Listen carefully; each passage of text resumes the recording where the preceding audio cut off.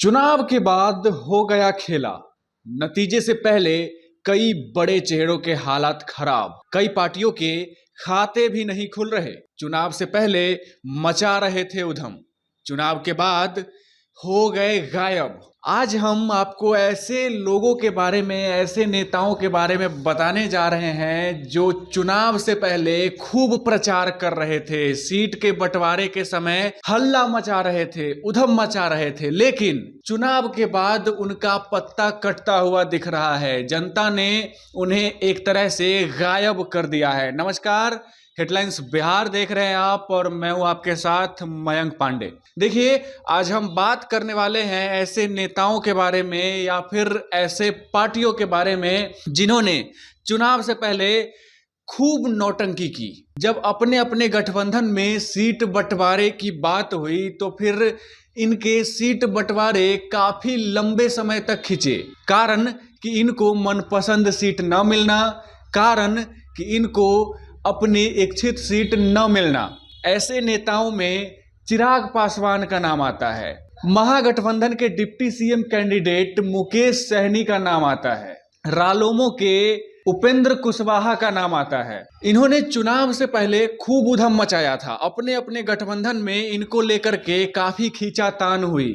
याद करिए चिराग पासवान के बारे में क्या कहा जा रहा था। चिराग पासवान मान नहीं रहे हैं, दिल्ली का दौरा हो रहा है, पार्टी आपातकालीन बैठक कर रही है, सीट मन मुताबिक नहीं मिल रहा है। फिर जाकर के चिराग पासवान को सीटें दी गई। और उसके बाद बात करें अगर उपेंद्र कुशवाहा की, तो उपेंद्र कुशवाहा का भी याद कीजिए। सोशल मीडिया पर पोस्ट कर रहे थे, लोगों ने ये तक कहना शुरू कर दिया था कि गठबंधन छोड़कर एनडीए से अलग हो सकते हैं उपेंद्र कुशवाहा, लेकिन फिर जाकर के उपेंद्र कुशवाहा को भी सीटें दी गई। जब इसके बाद अगर बात करें महागठबंधन के deputy CM candidate Mukesh Sahani की, मुकेश सहनी का याद करिए, वो प्रेस वार्ता, वो दिल्ली जाने से पहले मीडिया से बातचीत करते हुए ये कहना है कि महागठबंधन बीमार चल रहा है, डॉक्टर की जरूरत है और डॉक्टर दिल्ली में है, हम दिल्ली जा रहे हैं और जल्द ही महागठबंधन स्वस्थ हो जाएगा। लेकिन मुकेश सहनी जिन जिन सीटों पर लड़े उनकी भी हालात, उनके पार्टी की हालात खराब नजर आ रही है। इसके बाद अगर बात करें प्रशांत किशोर के पार्टी की, इन्होंने भी खूब उधम मचाया हुआ था। लगातार जो है एक से एक खुलासे कर रहे थे, खूब प्रचार प्रसार कर रहे थे, नए नए जगहों पे जा रहे थे, जनता से मिल रहे थे। लोगों का कहना था कि कुछ सीटें तो ले ही आएंगे, लेकिन चुनाव के बाद जो नजर आ रहा है सामने में निकल करके, उसमें दिख रहा है कि मुश्किल से एक सीट भी जीतने में प्रशांत किशोर की जनसुराज को मुश्किल होती हुई दिख रही है। चुनाव के बाद पीके की जनसुराज गायब दिख रही है, एक भी सीट मिलना मुश्किल लग रहा है।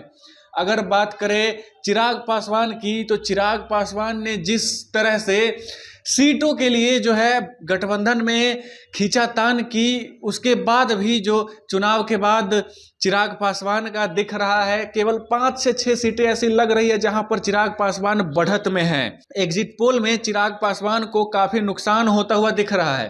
वो 100% स्ट्राइक रेट का दावा करने वाले चिराग पासवान कहां से कहां पहुंच गए, 5 से 6 सीटें बस बढ़त में हैं। इसके बाद अगर बात की जाए महागठबंधन के deputy CM candidate Mukesh Sahani की, तो वीआईपी पार्टी की भी हालात खराब नजर आ रही है। मुश्किल से 1 सीट या 2 सीट इनको मिलते हुए दिख रही है। इनको जो सीटें मिल रही है उन सीटों में कुछ सीटें हैं जैसे चैनपुर है, केसरिया है, सिकटी है, ये वो सीटें हैं जहां पर ये टफ फाइट में है, ये भी मुश्किल है। लेकिन जो वीआईपी पार्टी है वो 1 से 2 सीटें ऐसी सीटों में से ला सकती है। इसके बाद अगर बात करें रालोमो की, उपेंद्र कुशवाहा की, तो उनकी पार्टी एकदम मुश्किल में नजर आ रही है। 1 सीट भी लाना दूभर लग रहा है उनके लिए। 1 सीट है जहां पर फाइट है, दिनारा सीट, दिनारा से आलोक सिंह है, रालोमो से उनको रालोमो ने उतारा और उनके सामने राजद के राजेश यादव हैं। राजेश यादव और आलोक सिंह के बीच में फाइट है और ये सीट जबरदस्त फाइट वाली सीट है।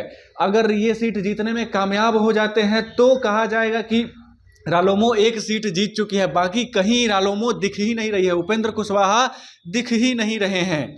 आपकी क्या राय है, क्या सोचते हैं आप? कमेंट बॉक्स में हमारे साथ जरूर साझा करें और तब तक के लिए बने रहे हमारे साथ और देखते रहे हेडलाइंस बिहार। धन्यवाद।